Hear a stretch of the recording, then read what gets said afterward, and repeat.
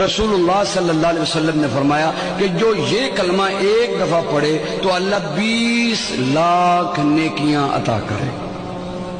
کتنی نیکیاں بھی؟ 20 لاکھ نیکیاں. سبحان اللہ. یہ بہت بڑے تاجر کو بھی ایک دن کی کمائی 20 لاکھ تقریباً نہیں ہوتی ہوگی، تو وہ کوشش کے ساتھ پہنچ جائے تو پہنچ جائے. یہ 20 لاکھ. آپ کتنے خوش قسمت ہیں.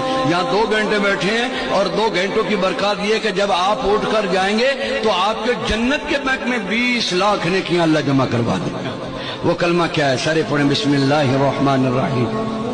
لا الہ الا اللہ وحدہ لا شریک لہ احدا صمدا لم یلد ولم یولد ولم یکن لہ کفوا احد. جس نے پڑھا اس کو مبارک ہو. سورہ حشر جس کی آخری آیتیں میرے رب ذوالجلال کی اسماء حسنی ہیں. هو اللہ الذی لا الہ الا ہو عالم الغیب والشہادۃ هو الرحمن الرحیم. یہ جو 3 آیتیں ہیں اس کی فضیلت میں فرمایا گیا کہ جو یہ رات کو پڑھ کر کے سوئے گا اللہ اسے شہادت کی موت عطا فرمائے گا. ہاں اگر اس کا انتقال اس رات کو ہو گیا تو شہیدوں میں اٹھائے گا. 24 سال سے میں تراویح سنا رہا تھا. 24 سال 24 تراویح ہو چکی تھی. رمضان المبارک کا 24 گزر چکے تھے. 25واں سال تھا. ظالموں نے مجھے رمضان سے پہلے اندر کر دیا. بار بار یہ خواہش ہوتی تھی کہ میری تراویح چھوٹنے نہ پائے. 25ویں تراویح ہے, 25ویں محراب ہے, لیکن رب تبارک و تعالیٰ کا احسان, اندر موجود سارے مسلمانوں نے یہ مطالبہ کیا کہ آپ یہاں جماعت سے تراویح قائم کریں. اور اب تک لوگ الم تری کیف والی تراویح کبھی کبھار پڑھ لیا کرتے, لیکن سارے لوگوں نے مل کر کے اتفاقاً کہا کہ ہم پورا قرآن آپ سے سننا چاہتے ہیں. کیسے کیسے قیدی تھے, کیسے کیسے کرائم والے تھے. میں نے کہا آج میں 1 دن پڑھاتا ہوں, 1 پارہ پڑھوں گا. آپ کو اگر لگے تو بتا دینا, بھاری پڑ جائے, کیونکہ لوگ سارے کرمنل ہیں اور کئی طرح کے جرائم کیے ہوئے لوگ. نماز دین سے کہاں زیادہ رشتہ. کہاں ہو سکتا ہے یہ گھبرا کر بھاگ جائیں.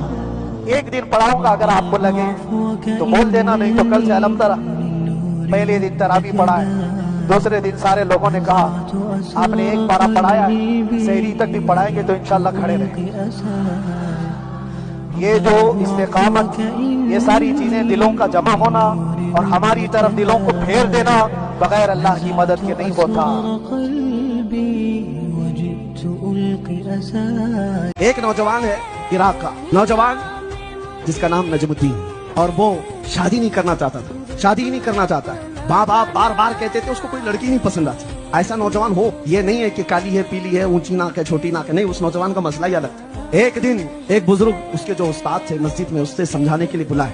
کہا کہ بیٹا شادی کر لے, ماں باپ کی خواہش ہے, ماں باپ کی خواہش ہے. وہ کہتا ہے ٹھیک ہے آپ کی بات پر میں شادی کرنے کو تیار ہوں, لیکن ایک شرط ہے, مجھے ایک ایسی لڑکی چاہیے جو مجھے دنیا سے نکال کر کے اللہ تک پہنچائے. پہلی شرط یہ ہے مجھے دنیا سے نکال کر کے اللہ تک پہنچائے, اور پھر جب وہ میرے بستر میں آئے اور اس سے میرے کوئی اولاد پیدا ہو تو ایسا لڑکا پیدا ہو جو بیت المقدس فتح کرے. اس لیے میں نکاح کے لیے ابھی تک انتظار کر رہا. اس بزرگ نے کہا میاں بڑی شرطیں تیری تو, یہ کہاں سے کون لے کے آئے گا, کون لڑکی کو دیکھے گا. میرے عزیزوں وہ مسجد میں بیٹھے ہی تھے, ایک خاتون پردے میں آئی, مغرب کی نماز ہو چکی. اس بزرگ امام کے پاس آئی, کہا کہ حضور مجھے ایک مسئلہ ہے. کہا کیا ہے؟ کہا گھر والے میری شادی کرانا چاہتے ہیں اور وہ بڑے گھرانے میں شادی کرانا چاہتے ہیں. میرا رشتہ بہت اچھی جگہ سے آیا ہے, میں نہیں کرنا چاہتا. لڑکی کہتی ہے میں چاہتی ہوں مجھے ایسا شوہر ملے جو مجھے دنیا سے نکال کر اللہ تک پہنچائے, اور مجھے ایسا شوہر ملے کہ جس کے ساتھ میں زندگی گزاروں, میرا کوئی بیٹا ہو تو بیت المقدس فتح کرے.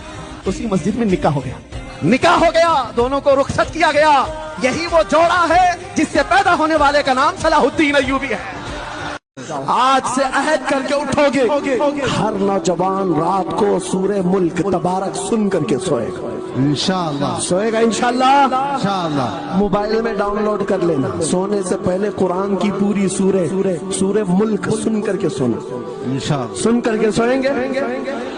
کیا ہوگا میں بتاتا ہوں. جب موت آ جائے, مر جائیں, سب لے جا کر قبر میں دفن کر دیں.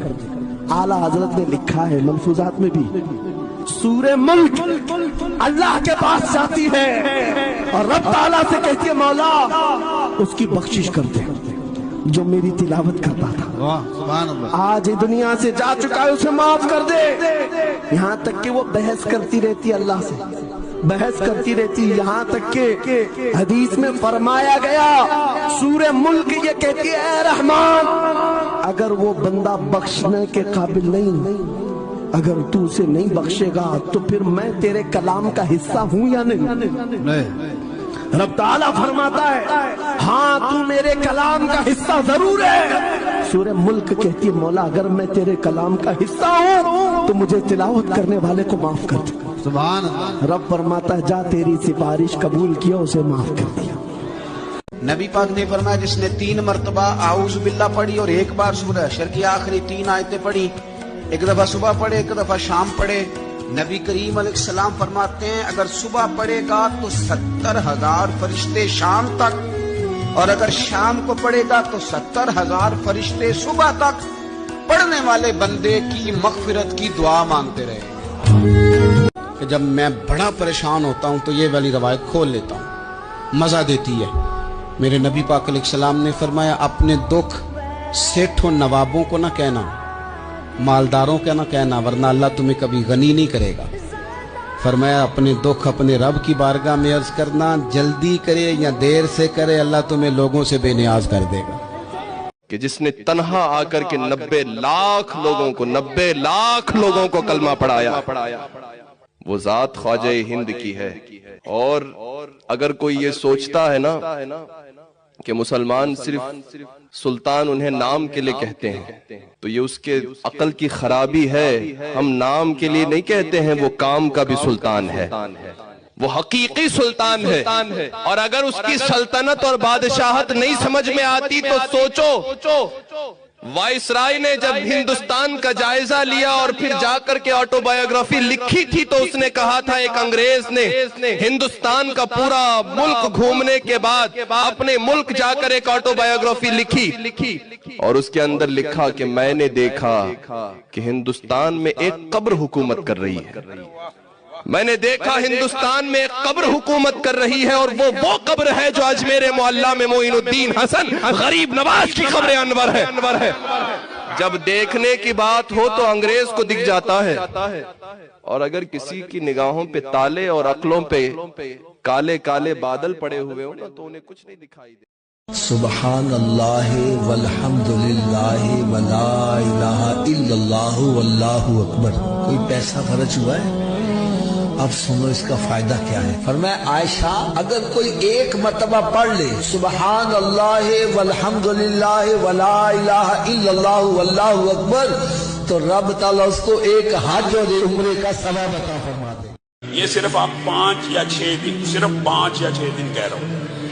میری بہنیں بیٹیاں جو سن رہی ہیں، وہ بھی جو سامعین ناظرین سن رہے ہیں، وہ بھی جو آپ لوگ، صرف 5 یا 6 دن آپ ہر روز رات کو نیت کر کے سوئیں کہ اگر میری آنکھ کھلے گی تو میں لا الہ الا اللہ وحدہ لا شریک لہ لہ الملک و لہ الحمد وہو علی کل شیء قدیر پڑھوں گا پہلے، پھر سبحان اللہ والحمد للہ ولا الہ الا اللہ واللہ اکبر ولا حول ولا قوت الا باللہ پڑھوں گا، اور پھر اللہم اغفر لی پڑھوں گا۔ یہ 3 چیزیں پڑھنی ہیں، اس حدیث کے اندر موجود ہیں۔ رسول اللہ صلی اللہ علیہ وسلم نے فرمایا یہ 3 چیزیں پڑھنے کے بعد بندہ اپنے رب کے سامنے ہاتھوں کو پھیلا لے اور جو جی چاہے مانگتا رہے اللہ اس کو عطا کرتا چلا جائے۔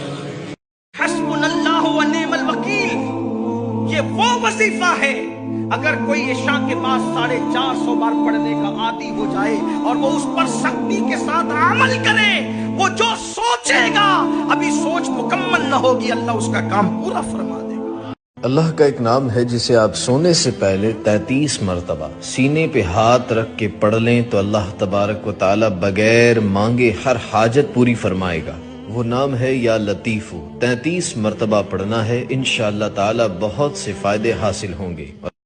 سلطان عبد الحمید ثانی رحمت اللہ تعالی علیہ، خلافت عثمانیہ کے ایک عظیم سلطان کا نام ہے، خلیفہ کا۔ ایک دن آپ نے اپنے وزیر سے کہا فلاں صاحب ہیں ان کو بلائیے۔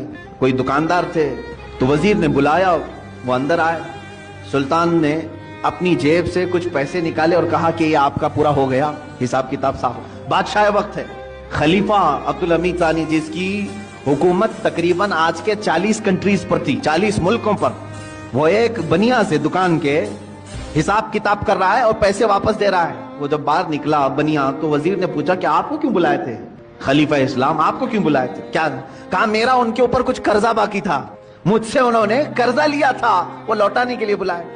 کہا وقت کا 40 ملکوں پر حکومت کرنے والا خلیفہ دکان کے ایک بنیا سے قرضہ لیا ہوا ہے؟ تو انہوں نے کہا ہاں، وہ بسا اوقات مجھ سے لیتے رہتے ہیں. اس کے بعد وہ چلا گیا. اس کی پریشانی بڑھ گئی. وزیر نے آ کر کے پوچھا کہ حضور یہ کیا معاملہ ہے؟ وہ سچ کہہ رہا ہے؟ آپ کو حقیقت میں ایسے چند سکوں کی پیسوں کی ضرورت پڑ گئی؟ میرے عزیزوں، سود کے بدلے میں اسلام نے کیا دیا ہے؟ بادشاہ خلیفہ سلطان عبدالحمید ثانی اللہ ان پر رحم فرمائے فرماتے ہیں، میں نے ایک حدیث پڑھی تھی اللہ کے رسول صلی اللہ تعالی علیہ وسلم کی، کہ بندہ اپنی ضرورتوں کے تحت اگر کسی سے قرض حسن لیتا ہے تو ادا کرنے کی نیت ہو، لیا ہے ادا کرنے کی نیت ہو، تو ادا کرنے کے زمانے میں جتنی دن تک وہ کوشش کرتا رہے گا اللہ کے نزدیک وہ رحم کرنے والا بندہ پایا جائے گا. خصوصی نظر اللہ کی اس پر ہوگی کہ یہ بندہ قرض میں ڈوبا ہوا ہے لیکن دینے کی نیت کیا ہوا ہے. میں ہمیشہ اس بنیا سے تھوڑے سے یہ قرض اس لیے لے لیتا ہوں کہ اللہ مجھ پر نظر رکھے، اللہ رب العزت مجھ پر نظر خاص رکھے، کیونکہ اس بندے پر اللہ رحم فرماتا ہے ہاں دینے کی نیت کیا ہو. اور حدیث پاک میں یہ بھی ہے کہ قرض لیا ہے دینے کی نیت سے اور وہ کوشش میں لگ گیا دوسرے ہی دن سے مجھے دینا ہے مجھے دینا ہے، فرمایا اللہ تعالیٰ سارے فرشتوں کو اس کی مدد میں لگاتا ہے کہ اس کے لیے راستے کھول دو، کہیں سے بھی آ جائے، اس لیے کہ اس کا بوجھ اتر جائے. اس سے قبل بھی میں نے شاید بتایا ہو اس بات کو. اور جس کی نہ دینے کی نیت ہو، پیسہ لیا ہڑپ گیا، اس کے لیا کھا گیا، قرض ادا کرنے کی نیت نہیں، اس کے لیے بھی سن لو. فرمایا گیا کہ اگر دینے کی نیت نہ ہو تو اللہ تعالیٰ اس پر دروازے بند کرتا ہے، محتاجی پر محتاجی آئے گی. یہ کبھی نہ سمجھنا کہ اس قرضے کے بعد سب چکتا ہو جائے گا، ان قریب تم دوسرا اس سے بڑا قرضہ کسی اور سے لوگے، اس کے بعد تیسرا کسی اور سے لوگے. اس نحوست میں تمہاری موت آ جائے گی، تمہاری محتاجی نہیں جائے گی. ایک قرض اگر چکانے کی نیت نہ ہو 100 قرضوں کا بوجھ تمہارے اوپر آ جائے گا، ذلیل ہو کر کے مریں گے دنیا سے. قرض ادا کرنے کی اگر نیت نہ ہو تو اس کے لیے وعید ہے.